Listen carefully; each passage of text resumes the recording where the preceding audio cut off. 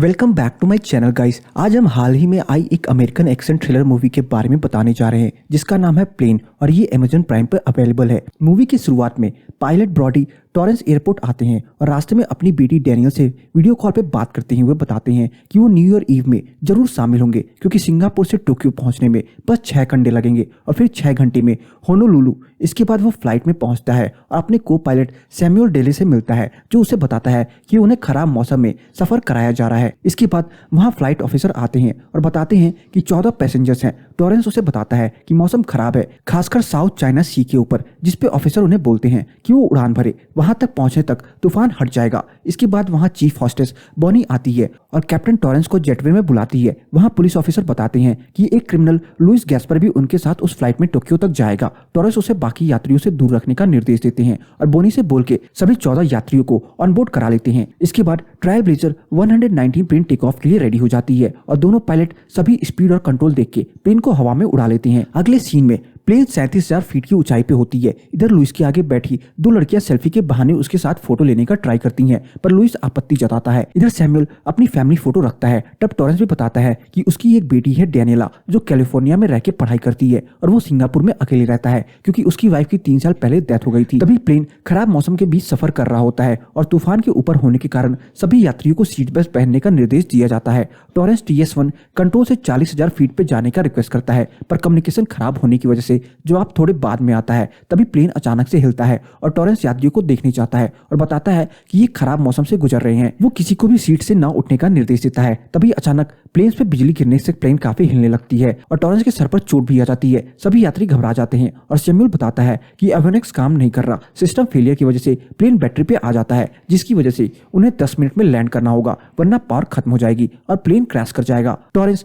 बोनी को बताता है कि स्थिति गंभीर होने वाली है। टॉरेंस प्लेन को तूफान से निकालने की कोशिश कर रहा होता है। इधर लुइस को ले जाने वाला ऑफिसर अपना फोन उठाने के लिए सीट बेल्ट खोलता है और उठता है और उसे रोकने के लिए इसाबेल भी उठती है और तभी अचानक से प्लेन में कुछ टकराव की वजह से दोनों जोर से ऊपर की तरफ उड़ते हैं और प्लेन में गिर के मर जाते हैं। टॉरेंस और सैमुअल किसी तरह प्लेन को तूफान से निकाल लेते हैं, पर लैंड के लिए उनके पास सिर्फ समुद्र ही एकमात्र ऑप्शन होता है क्योंकि कहीं भी जमीन नहीं दिख रही होती। जब 90 सेकंड का टाइम बचा रह जाता है तब टॉरेंस को जमीन दिखती है और वो उसी ओर प्लेन को घुमाता है। टाइम खत्म हो जाता है और -10 सेकंड पे टॉरेंस को रोड दिखती है जहां वो लैंड कर सकते हैं। वो तेजी से प्लेन को नीचे ले जाता है, सैमुअल से मैनुअली गियर लगवाता है और ब्रेक्स कंट्रोल करके वो लोग सक्सेसफुली लैंड कर जाते हैं और फिर टॉरेंस सैमुअल और बाकी हॉस्टेस सभी यात्रियों को प्लेन से बाहर निकलवाती है। नेक्स्ट सीन में ट्रायल ब्लेजर हेडक्वार्टर्स को जो न्यूयॉर्क में है वहां एक हॉल में सिडनी बताती है कि उन्होंने फ्लाइट 119 को फिलीपींस के वेस्ट में कहीं खो दिया है। प्लेन ने सुबह 5:16 पे एक हायर एल्टीट्यूड की रिक्वेस्ट की थी जिसके 19 मिनट 30 सेकंड बाद सारे कम्युनिकेशन खत्म हो गए। 5:43 बजे आखिरी बार मनीला ATC उन्हें रडार पे रखी थी जब प्लेन 20,000 से नीचे की ऊंचाई पे थी। इधर बॉनी टॉरेंस को लुइस की हथकड़ी की चाबी देती है और फिर टॉरेंस यात्रियों को बताता है कि बिजली गिरने की वजह से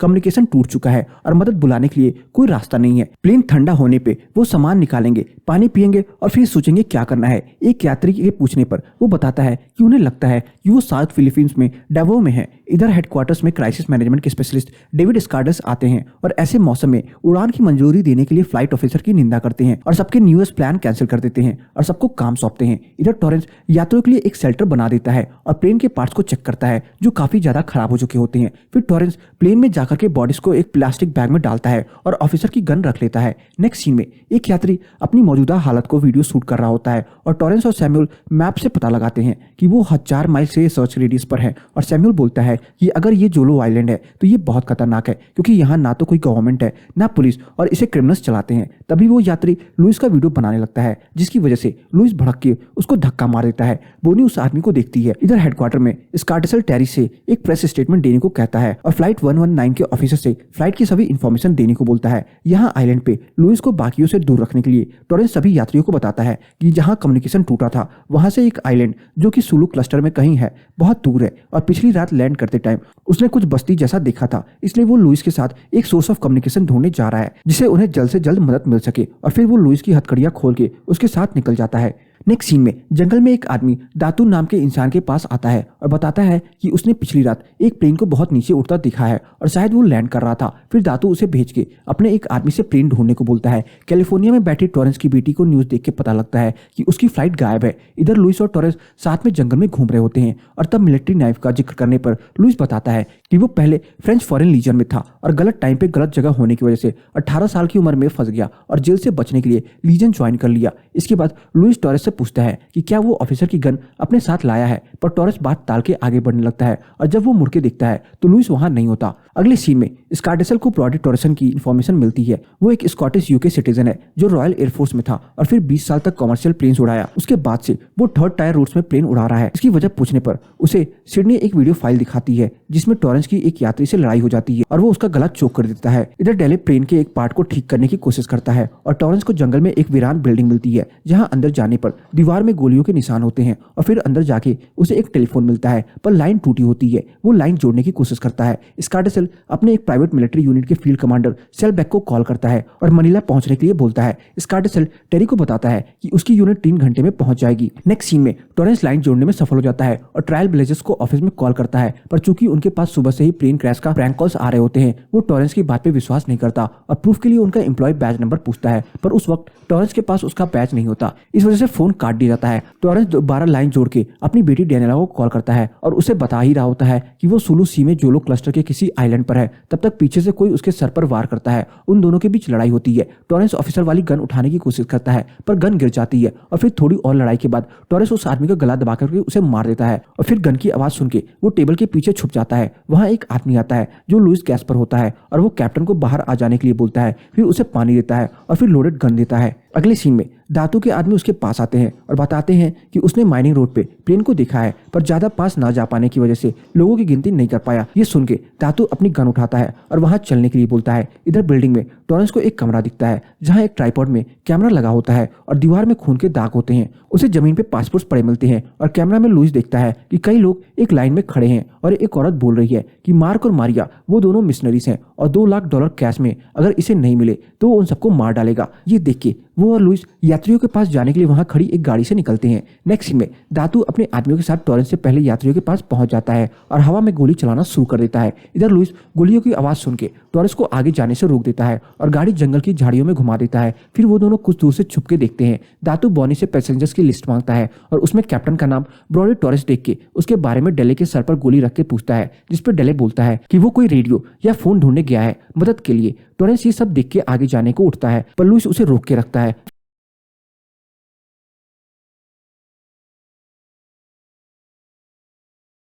फिर हवा में गोली चला के सबको बस में बिठवा देता है और अपने आदमियों को सारे कंप्यूटर्स, ज्वेलरी और आईपैड जमा करके बोल के वहां से निकल जाता है। अगले सीन में दातू और उनके आर्मी के जाने के बाद लुइस और टॉरेंस वहां मौजूद उसके 2 आदमियों में से एक को मार देता है और दूसरे को बंदूक की नोक पे रख के पता करने की कोशिश करता है कि यात्रियों को कहाँ ले जाया जा रहा है। वो उन्हें बताता है कि एक गाँव के नदी के पास वाले वेयर हाउस में ले जाने के बाद वो उन्हें बोट में ले जाएंगे, पर कहाँ ये उसे नहीं पता। टॉरेंस कहता है कि वो उनके पीछे जा रहा है। इधर हेडक्वार्टर्स में सभी टॉरेंस की हेल्पलाइन पे हुई बात की रिकॉर्डिंग सुनी जाती है और उसने अपनी बेटी को जो इन्फॉर्मेशन दी थी उसके हिसाब से स्कार्डेसल बोलता है कि उन्हें प्लेन ढूंढने के लिए की होल सैटेलाइट एक्सेस चाहिए और वो उसके गार्ड्स जोलो क्लस्टर के चकाए लगाए जब तक उन्हें ड्रॉप लोकेशन नहीं दे दी जाती। इधर टॉरेंस प्लेन के कम्युनिकेशन चैनल जिसे डेले ने ठीक कर दिया होता है ऑन कर देता है ताकि उन्हें ढूंढा जा सके और एक मैसेज लिख के छोड़ देता है। फिर वो और लुइस वहां से गाँव के लिए निकल जाते हैं। नेक्स्ट सीन में हेडक्वार्टर्स में प्लेन की लोकेशन मिल जाती है और स्कार्डेसल अपने गार्ड्स को वहां उतारने की जानकारी देने के लिए कॉल लगाता है। इधर लुइस और टॉरेंस गाँव के करीब पहुंच जाते हैं। दातू के आदमी सभी लोगों को बंदी बना के रखे होते हैं और फिर कुछ को बाहर लाते हैं और कैमरा पे उनसे उसका नाम और देश बुलवाते हैं। Maxwell Carver, England. इधर प्लेन के पास सेलबक और उसकी टीम पहुंच जाती है और हेडक्वार्टर से डायरेक्ट कम्युनिकेट करते हुए उन्हें अपने कैमरे पे सब दिखती है। वो 2 कैजुअलिटीज ऑफिसर और इसाबेल को देखते हैं और बाकी प्लेन को खाली पाते हैं। फिर आगे जाके सेलबैक टॉरेंस के मैसेज पढ़ता है और बताता है कि सबको हॉस्टेज रख लिया गया है। अगले सीन में लुइस और टॉरेंस गांव में पहुंचते हैं और छुपते छुपाते कुछ लोगों को रास्ते में मारते हुए यात्रियों के पास पहुंच के उनको खोलने में कामयाब होते हैं। टॉरेंस सबको बस में बिठाता है और वो निकलने जा रहे होते हैं पर लुइस उनको रोकता है और बताता है कि वहां बहुत लोग मौजूद हैं और उन पर हमला किया तो आवाज सुन के और लोग इकट्ठे हो जाएंगे। ये सुन के टॉरेंस बोलता है कि वो खुद को उनके हवाले सौंप के उनका ध्यान भटका देगा और लुइस से बाकियों को वहां से निकालने को बोल के चला जाता है। वो दातू से बोलता है कि उसकी मनीला एटीसी में बात हो चुकी है और उनकी सैनिक जल्द ही आके उसके यात्रियों को दातू से छुड़ा लेंगे। ये सुन के दातू उससे बोलता है कि वो जोलो में है और ये उसका इलाका है और यहाँ उसे कोई मदद नहीं मिलने वाली। दातू अपने आदमियों को टॉरेंस को मार डालने का ऑर्डर देता है, पर जैसे ही वो गन चलाने जा रहे होते हैं सेलबर्ग वहां अपनी टीम के साथ आ जाता है और दातू की आर्मी पे हमला कर देता है। वो सब बस में बैठते हैं और वहां से निकल जाते हैं। उनके जाने के बाद दातू बाहर आके सबको प्लेन के पास चलने का ऑर्डर देता है। नेक्स्ट सीन में बस में सेलबर्ग बताते हैं कि वो ट्रायल ब्लेजर्स के एडवांस क्रू हैं और रेस्क्यू टीम को वहां पहुंचने में कम से कम 24 घंटे लगेंगे, तो फिलहाल के लिए वही उनकी रेस्क्यू टीम है। टॉरेंस बोलता है कि सबको बचाने का उसके पास एक प्लान है। इधर डेनियला न्यूज देख के अपने डैड के लिए एक वीडियो बनाती है जिसमें वो बताती है कि वो उनसे कितना प्यार करती है। जब टॉरेंस सबके साथ प्लेन के पास पहुंचता है तो वो सबको अपना प्लान बताता है। वो बोलता है कि वो और डेले प्लेन का पावर ऑन करने में कामयाब हो गए हैं और अभी टॉरेंस के पास बस एक ऑप्शन यही है कि वो सबको यहाँ से उड़ा के ले जाए और यही एक तरीका है जिससे सबकी जान बच सकती है। फिर डेले और बॉनी सबको प्लेन में जल्दी जल्दी बिठाते हैं। हेडक्वार्टर्स में टेरी बोलता है कि प्लेन को ऐसी हालत में उड़ाना रिस्की है। इधर सेलबर्ग टॉरेंस को बताता है कि उनके पास वक्त नहीं है, दातू की यूनिट्स वहां पहुंच रही है, पर टॉरेंस को ब्रेक ठीक करने के लिए वक्त चाहिए। तभी वहां दातू की आर्मी आ जाती है और गोलीबारी करना शुरू कर देती है, जिसपे प्लेन में चढ़ रहे यात्री कार्वर को गोली लग जाती है। इसके बाद दोनों तरफ से भारी गोलीबारी होती है। टॉरेंस सेलबर्ग के पास आके वॉकी टॉकी ले लेता है और बताता है कि इंजन स्टार्ट होने के बाद प्लेन में चढ़ने के लिए उनके पास 2 मिनट का टाइम रहेगा। फिर लुइस उससे बोलता है कि वो उनके साथ नहीं आएगा। जब टॉरेंस वापस प्लेन की ओर जा रहा होता है तब दातू की गोली उसके पैर में लग जाती है। वो किसी तरह प्लेन में घुसता है और सबको उसका साथ देने की रिक्वेस्ट करता है। मरिया बताती है कि कैबिन डोर्स बंद नहीं हो पाएंगे और अंदर जाके डेले बताता है कि एवियोनिक्स अभी भी बंद पड़े हैं पर हाइड्रोलिक और एपीओ ठीक हैं। फिर वो इंजन को स्टार्ट करते हैं। इधर जब लुइस सेलबर्ग की गाड़ी में गोलियां लेने जाता है तो उसे पैसों वाला बैग दिख जाता है। टॉरेंस प्लेन घुमाता है और वॉकी टॉकी से स्कार्डेस से बताता है कि वो टेक ऑफ कर रहा है पर उसे डायरेक्शनल असिस्टेंट चाहिए क्योंकि उनका रडार काम नहीं कर रहा। फिर वो सेलबर्ग को प्लेन में आ जाने के लिए बोलता है। सेलबर्ग प्लेन में चढ़ते वक्त लुइस को बुलाता है पर लुइस पैसों का बैग लेके वहां से निकल जाता है। सेलबर्ग प्लेन से पे चढ़ जाता है और वो उड़ने वाले होते हैं पर दातू और उनका आदमी लगातार प्लेन पे गोलियों बरसाते रहते हैं। दातू का आदमी प्लेन पे मिसाइल गन से हमला करने ही वाला होता है पर लुइस गोली मार देता है और प्लेन टेक ऑफ करते वक्त दातू पहियों से उड़ के मर जाता है। फिर लुइस वहां से निकल जाता है, प्लेन उड़ जाता है पर दातू के बाकी आदमी उस पर गोलियां बरसाते ही रहते हैं और एक गोली टॉरेंस के कंधे पर लग जाती है। वो हवा में होते हैं और हेडक्वार्टर से कम्युनिकेट करते हैं और टॉरेंस भी बताता है कि वो स्पीड और एल्टीट्यूड बढ़ा नहीं सकते क्योंकि सभी दरवाजे खुले हैं और फ्यूल कम है और एक इंजन बंद हो चुका है। लैंडिंग की जगह पहुंचने पर सबसे अच्छा ऑप्शन साइसी आइलैंड 50 माइल साउथ की तरफ 15 डिग्री पे एक छोटा सा एयरपोर्ट के बारे में बताया जाता है। टॉरेंस प्लेन को घुमाता है और पानी के ऊपर जब वे उड़ रहे होते हैं प्लेन का एक साइड से विंग्स टूटने लगते हैं।